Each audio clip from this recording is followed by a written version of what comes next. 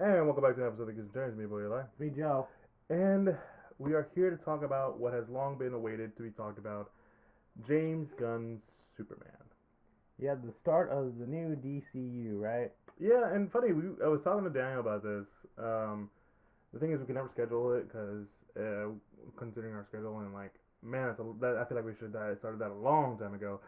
He was thinking about maybe we should do like a retrospective of the previous DCU, maybe Zack Snyder specific aspects of the DC universe. Like an autopsy kind of thing, Yeah, right? yeah, Of yeah. like, And I think that would be a really cool thing to do. I think a lot of people have done it already. Because I don't think we ever could like schedule it in a way where it fit for all of our schedules. right. Um, but we will say we were going to talk about James Gunn Superman. We're having it here. Daniel wasn't able to appear today. He's busy with work. That's fine because he sent me his review. But yeah, so we're gonna be talking about James Gunn Superman starting now. The way we like to do it is like we give like a 1 minute, like a 1 second, was it 15, 30, It was a minute, 1 minute, 1 minute. 1 minute thought on the film as we go into exploration. This will be spoiler free. I am encouraging a lot of people to go watch the movie, though. I will say, now this is not a negative aspect, but more like there really isn't much I can say that would make me want to spoil. Well, yeah. I Mm. mean, yeah, I don't think that's necessarily negative at all. If No, anything, no. that's sort of like Everything you see in the trailer is what you know, and honestly, it's more about how they kind of stringed it along, and I think it is stringed along very well. But let's go ahead and start with you, bro. all right. So Superman is back. Is probably the first thing I would say. This movie does, I think, about as well as you could do with a new Superman movie being brought into the modern era, right? It has, I think, everything that Superman fans would enjoy about the character. It has everything that I think a lot of people who love comic movies would like about the movie. Great acting by David Cornsweet. He's this generation Superman, I think, no doubt. The mantle has been successfully passed. The CGI is great. The villain, like Luthor, great. Absolutely knocks it out of the ballpark.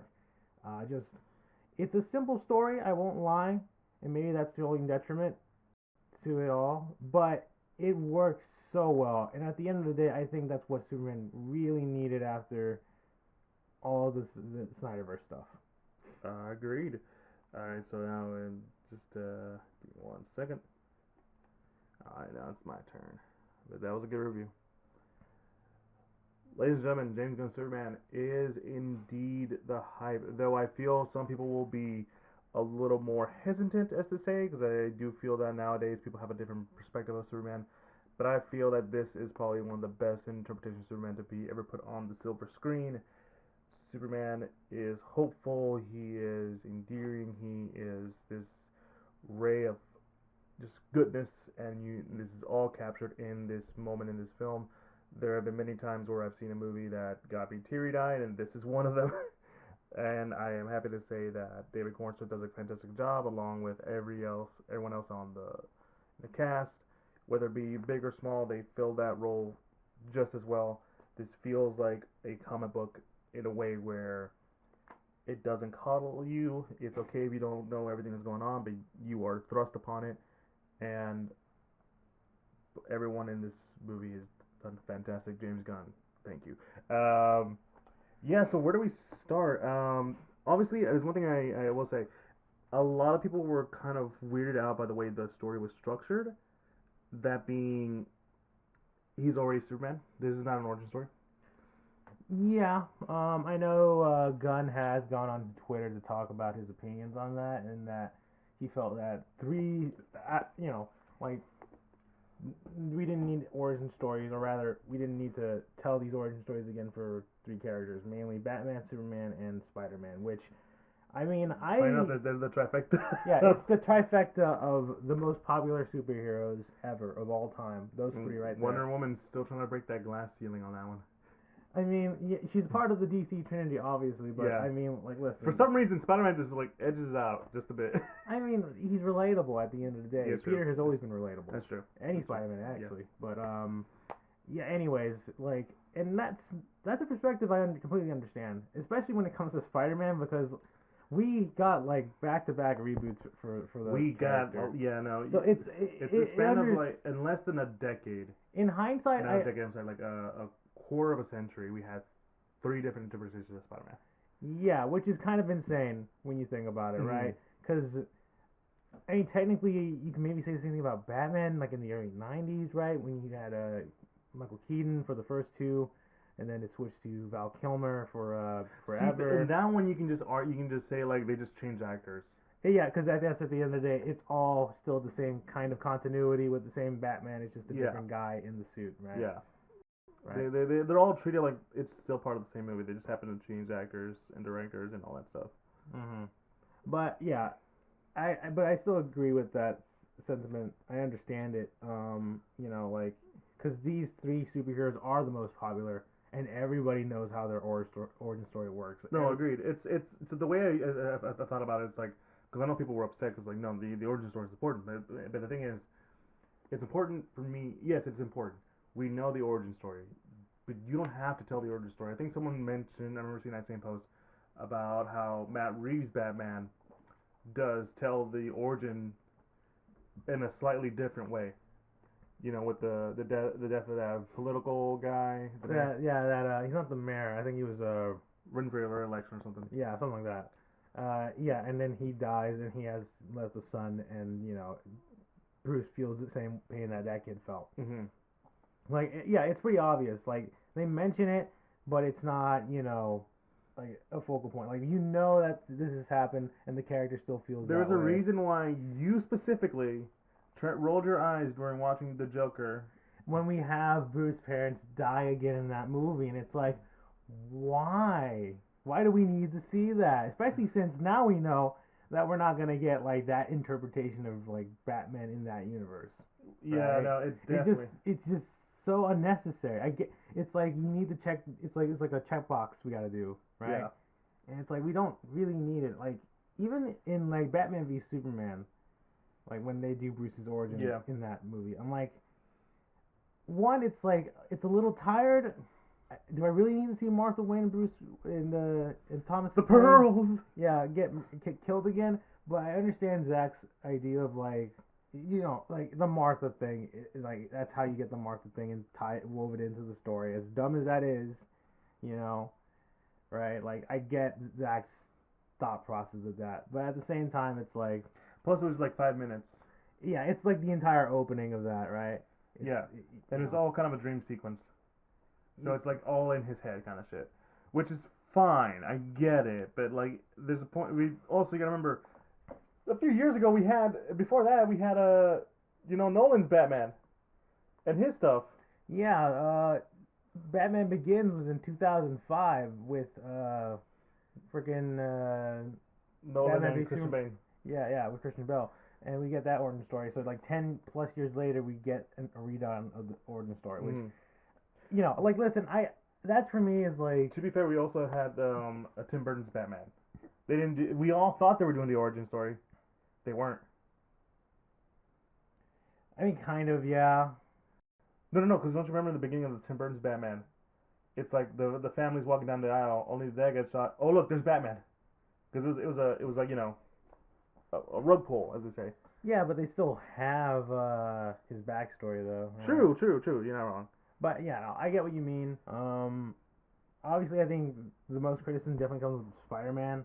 But again, that's just, I think hindsight, it made sense for the MCU to do that, to not have the Uncle Ben moment, because we've already seen it like 2 times in like the span of like a couple years.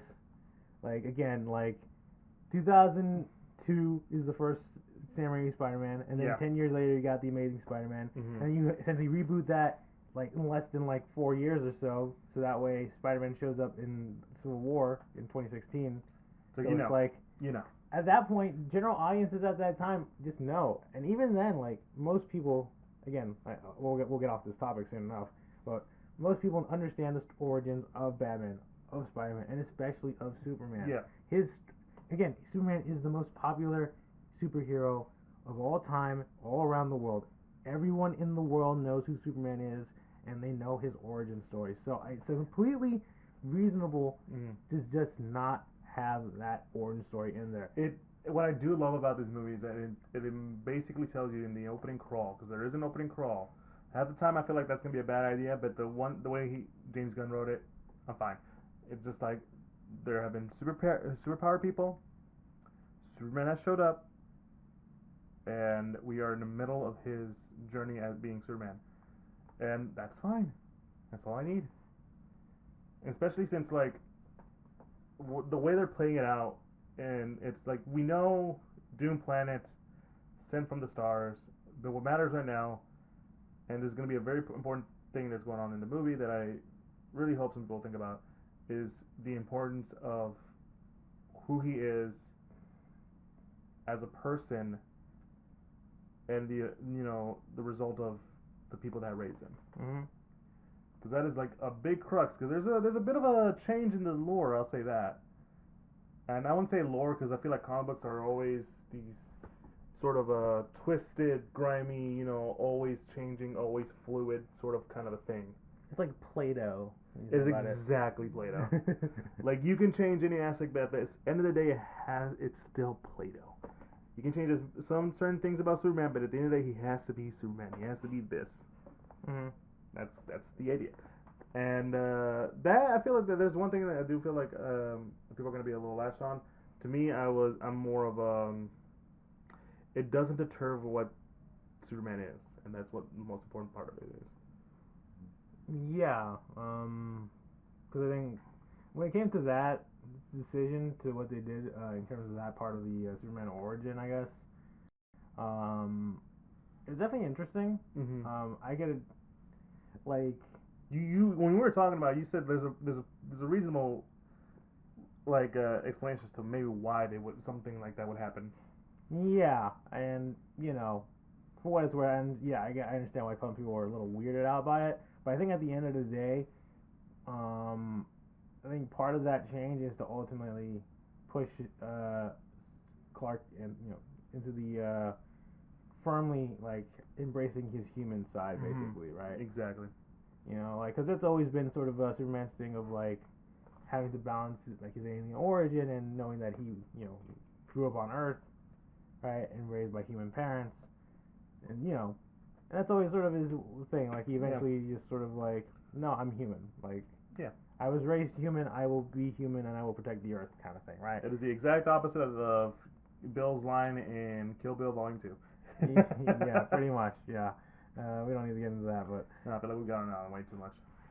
But anyways, I guess speaking of the man himself, I think we already mentioned a bit about him, but Superman, David. Dude, I loved it. I loved it every minute with him. There's a specific I knew that we were in for something specifically when that first teaser trailer dropped in December, where it was that kid holding onto the flag, crying for Superman's name. I was like, that's how you do it. That's how you get a good emotional pull. Because Superman, great hero and inspiring to everyone, especially towards children. And you knew you knew he's done that. You saw that moment happen so well. Not from that scene specifically, but there's a moment in the film where he like he helps save the day, and these kids run up to him, and he's like, "Hey, buddy!" Like I think he knows one by name at least. Yeah, maybe. Yeah, that's a good thing. I mean, if anything, I knew we were kind of probably in for something special when it came to some of the behind the scenes, where it was the actor David Cornsweet in costume. After like shooting day was done, would just hang out with the kids. Just like dabbing them up, like, hey, good job, hey, good job. Yeah, it's such a simple thing that Superman is always kind to people and to children. Maybe especially children, because they look up to him. And he's always setting up an example. Just being like, "Hey, buddy, how's it going?" Yeah, no, definitely. It's kind of a better moment than the one in the Justice League. Oh yeah, the reshoot footage of the kids filming them on like fucking TikTok, Yeah. whatever. The weird, yeah, definitely a little. Like, I get the sentiment. Yeah, I do. you get the sentiment, but like for that character, it's way too forced, especially. It feels weird. Yeah, it's such a And I don't think it was Cavill's fault, but No, it's something not. about it, like him acting like very disinterested. It feels very like. I mean, I totally imagine that like most of that was just green screened around him, and he wasn't really. Yeah. Because again, like you don't see the kids; it's just all from that phone perspective. So it's like it's very clearly like a reshoot thing, and like Yeah. yeah. Because there probably wasn't a kid there holding it. Well, obviously not. At that, Because I think if it was, then Henry would have like kneeled down or something like, "Hey, buddy, how's it going?" Yeah. But anyways, yeah, no, I think David Cornswell did a great performance. Like I said in my like 1 minute review, like I think that's I think he plays a very like new to the world Superman. Not new to the world, like because he just showed himself up like in a few yeah, I think it was like 3 years ago 3 he years showed ago, up. yeah. And then like he's still kind of like Figuring things out, right? yeah, and that's kind of the point of that one scene with him and Lois. Which, by the way, the actress playing Lois, I'm forgetting her name. I'm sorry, but she did a fantastic job. Yeah, she was a great Lois too. Yeah. Yeah, she really captured that like spunky, but also like, all right, I need to get shit done. Yeah. Because there was a moment of the interview, which is like one of the trailers. There's a little bit of an extended version in the film, and I'm like, that is such a Lois thing to do. Mhm. That is like, no, I'm gonna push you on the hard questions, man. I don't care if you're my boyfriend or what. Yeah, pretty much. Yeah. I'm like, yep, that's Lois. I was like, no, I'm a reporter first. Oh, and Jimmy. Ah, Jimmy. Ah, Jimmy. The world missed you, Jimmy. Yep. I never have I thought in my life where I said, what was like one of the best parts of this movie? Jimmy Olsen. Jimmy freaking Olsen. Which is, I mean, granted, as much as I like Superman, I wasn't exactly tuned into his extended universe. I mean, I know Jimmy's always been like Superman's best friend or whatever, and he's always been in Best pal, Jimmy Olsen. yeah, and I do like a lot of the more modern interpretations of him now. Yeah. I mean, when it like the My Adventures with Superman has Jimmy, and he's really good in that. Conspiracy theorist, but very funny. Yeah, very funny. Very caring guy. And in this one, like, it just works really well. Like, it really does. Like, yeah, he's not in it for long, but when he is, he's like, that's what I like about you, Jimmy. He's always off to his own little adventures. yeah, pretty much. Which is like how you write Jimmy. He's like, oh yeah, Jimmy, what'd you do? I don't want to talk about it. Just PTSD flashbacks. Yeah, it is a very funny. From whatever girl he was hanging out with that night. Yeah, like, there's a very funny, like, subplot with him and, like, this girl, and it's just like, God, it's just so hilarious. The theater was laughing. Yeah, it like there was a moment I'm like where he responded to something she said, and everyone was just like behind us. We're like, ah, and I'm like, yeah, that's good. Yeah, that's good. That's my boy Jimmy. Obviously Lex Luthor. Oh my God, Nicholas Lex. Holtz, man.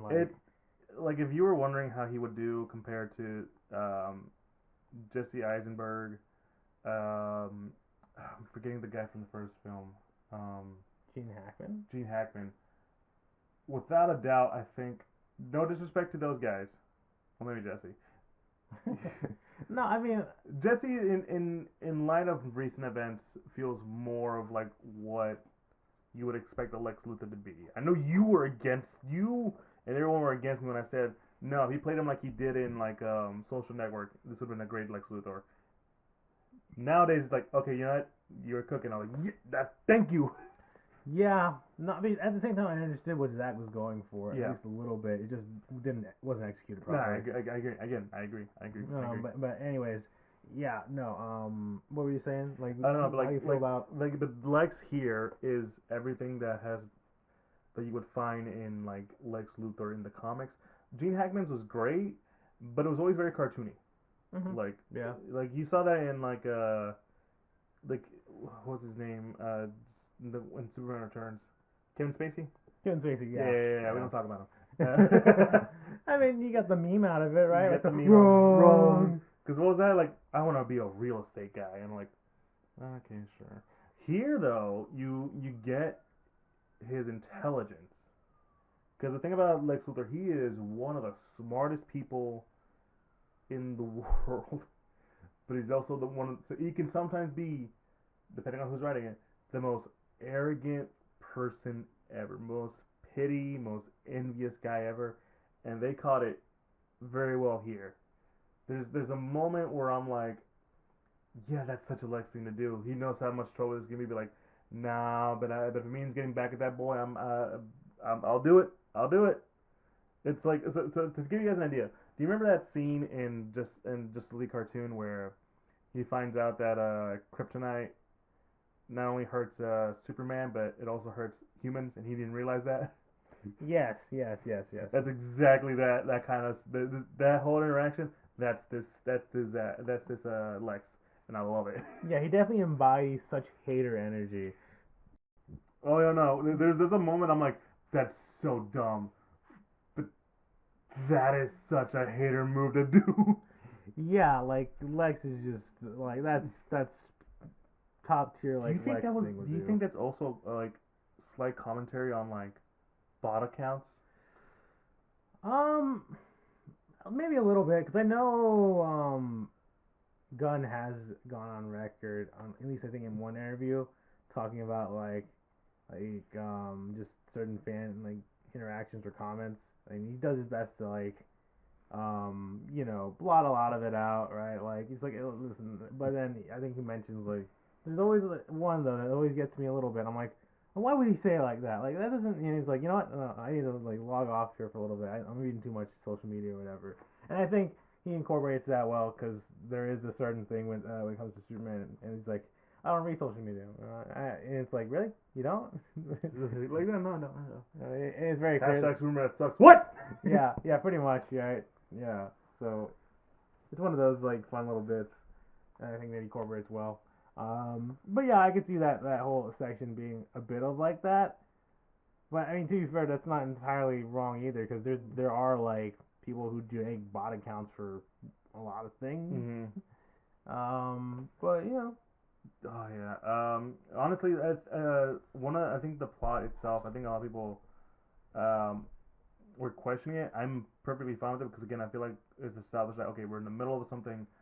Um, we may not be seeing everything, but that's kind of the point. We're supposed to be in the middle of him dealing with some is with like people reacting to his actions. Because one of the main plot points of this story is that a lot of people are questioning his actions when he was doing this when he interrupted a foreign nation invading another. yeah, he stopped the like Bavaria or whatever it's called invading Janjapur. Mm-hmm. I'm pretty sure I butchered that. So sorry. I mean, they're I believe they're make believe countries. Yeah, sure, but there's always one person, right? He might have switched the say who made it who wrong. No, no, no, no. But yeah, Yeah. it has a bit of that interesting angle of like Superman, just kind of going around the world doing stuff, and sometimes that has some interesting political consequences. It is more of like who are you who like whose side are you on? Superman's like I'm not on anyone's side. Yeah, I mean that whole bit interview with Lois definitely hones in on that. And you definitely see it's just Superman wanting to help people. Like he sees what is, to him like the innocent situation, like innocents being harmed, and doesn't want people to die, so he stops an invading force. Like, in the outside lens, right? Yeah, And Superman is maybe doing he went good. about it the wrong way. Maybe a little bit, you know. He's not denying that, but he's saying that one guy's an asshole. Which yeah. The leader, the president of Bavaria, definitely is a very stereotypical like asshat dictator. Mm-hmm. Um, but yeah, it's an interesting angle they do with it, and I think it puts Superman in a modern perspective. Like, yeah, what would happen if Superman got into in a war zone to stop a war, and then like seeing the political ramifications? It's like, hey, what the hell? Yeah, and it's one of those things where it does the politics a lot better than I would expect because like it's like I'm a superhero and I'm trying to do what's good, why is it a problem that I'm trying to do what is objectively good, Mhm. right? And that's kind of the crux. Like, well, you are a representative. Like, no, no, no, I'm not representing anyone but myself. I'm doing what is right. At Mhm. the end of the day, I am saving lives. That's what matters. And he's very much like that. And you see that throughout the film, and that's kind of one of the things I liked about this interpretation of Superman. He's saving everyone from a person to a dog and to a goddamn squirrel. Yeah. He values life, and that's kind of the thing I really liked about this movie is that it very encapsulates like why Superman does what he does. And honestly, I feel like I can totally see someone being kind of annoyed by a certain scene by the end. I'm like, no, that is that is Superman to a T. He would say that. He would, do that, and it gives me shades of like Superman versus the Elite, the movie, or even the comic book that's based off Superman. What's so funny about the American Dream? Mhm. I think I butchered the name of that one. Where at the end of the movie and book, he spouts like the importance of of dreams. Yeah. They lift us up and they help us become better than what we can be. And I'm like, yes, that is Superman. That is Superman right there. No, definitely, definitely. I think a Mm-hmm. lot of people love to reference the end of that Superman vs. Elite movie because it to its core that's Superman putting down that his whole message. Mm-hmm. Like it doesn't matter or how hard I get hit, I'm gonna get back up because I want to believe in the good of humanity. And there's even a moment where Lois talks about how like she feels like her relationship might not work out because essentially he while she's someone that questions everything because he's a reporter, Mm-hmm. Superman is a guy that's very trusting of people. He wants to believe in the good of humanity, and he always will, because that's sort of what it is. Even Yeah. in his final confrontation with Lex, he still hopes that he can just see like his perspective on things. Like he can Mm-hmm. just let go of his arrogance and just like understand that he's here for good. Mm-hmm. At the end of the day. Yeah, and it's that moment got me so good. Um, I guess we can. Do you have any negatives? Because honestly, we've seen it for a day now, and I still can't think of a negative. Um, I will say that if there's one negative I can probably think about having sat and let the whole movie marinate for me for a bit, it's most like I can maybe just see sort of the well, it's probably two things. Yeah. One, and this is not necessarily me saying this is what I found to be negative, Yeah. right? This is how I could probably see how some people could notch this movie down a bit. One, I think I mentioned it earlier, some like simplistic plot a bit. Mm-hmm. Like at the end of the day, it is sort of just sort of a standard uh, Superman movie when you think about it, right? Mm-hmm. Nothing too crazy or out of the ordinary. I mean, I know when it comes to I know people were like, "What? Who is this Hammer Bavaria guy?" And thankfully the movie does it in a pretty funny way, where it's like it's actually Ultraman. And if you know who Ultraman is, then I'm not gonna explain anything else about Ultraman. Mm-hmm. Like, but yeah, it's that's an interesting twist. But anyways, you know the story seems a bit too simple, and I think the other thing was the inclusion of some of the other metahumans in here, mainly Green Lantern, Hawkgirl, Mr. Terrific, and then you got Metamorpho, Mm-hmm. right? Like in their various roles in the Oh, movie. Metamorpho's so great. Everyone in the whole Justice, they call themselves the Justice Gang, but like it's the Justice League. Yeah, They're all great. yeah. It's like they're Mr. waiting. Terrific is awesome. Yeah, no, Mr. Terrific has like such a standout performance. Really, really, really good. He's just sort of the straight man of the group, essentially.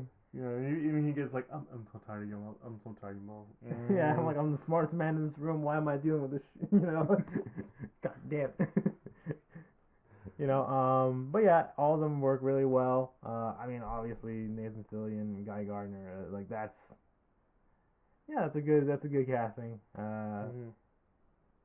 Still a weird haircut, but that's Guy Gardner Yeah, for that's a you. good Gardner haircut. I'll be honest. Yeah, Yeah, that's how a bowl cut. but I know some people will probably be like, like they should have had more or whatever. I'm like, no, that's fine. I think their roles, they did their jobs well enough, Mhm. in my opinion, right?